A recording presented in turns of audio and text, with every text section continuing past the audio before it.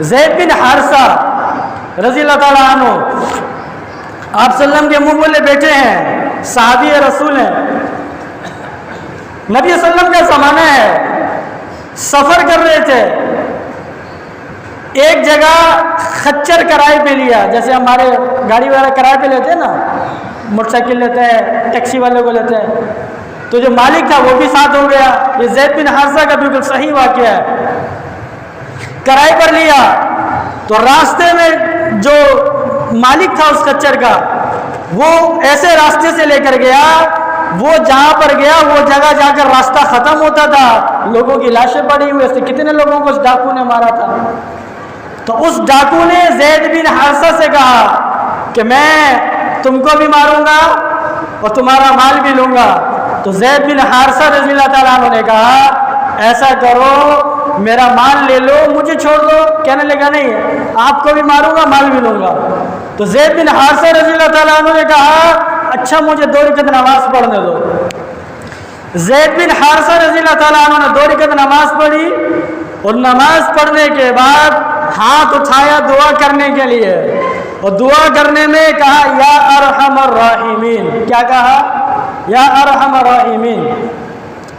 ادھر سے وہ جو ڈاکو تھا وہ مارنے کے لیے آگے بڑھا تو اس کو آواز ہے لا تقتلہ، اس کو مت مارو، غیب سے آواز ہے۔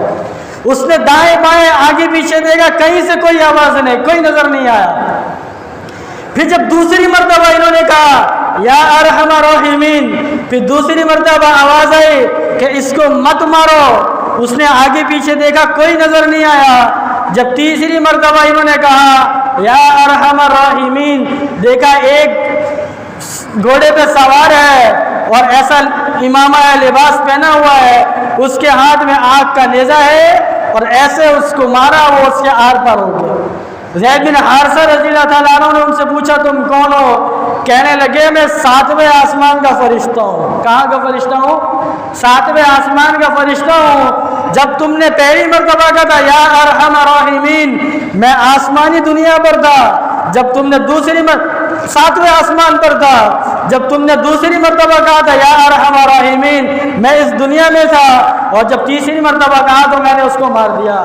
اور اے زید بن حارثہ، جو مومن بھی، جو اللہ کا بندہ دعا کرے اور دعا میں 3 مرتبہ یا ارحم الراحمین اس طرح کہے، میں اس کی مدد کے لیے ایسا آؤں گا جیسے آپ کی مدد کے لیے آیا، اس کی مدد کے لیے ایسا ہوں گا۔ اور ایک حدیث کے اندر آتا ہے کہ جب آدمی اپنی دعا میں یا ارحم الراحمین 3 مرتبہ کہتا ہے یا ارحم الراحمین یا ارحم الراحمین یا ارحم الراحمین، ایک فرشتہ اللہ تبارک و تعالیٰ نے مقرر کیا ہے جو اس وقت کہتا ہے کہ مانگ جو اللہ سے مانگنا، اللہ دعا کو قبول کرے گا۔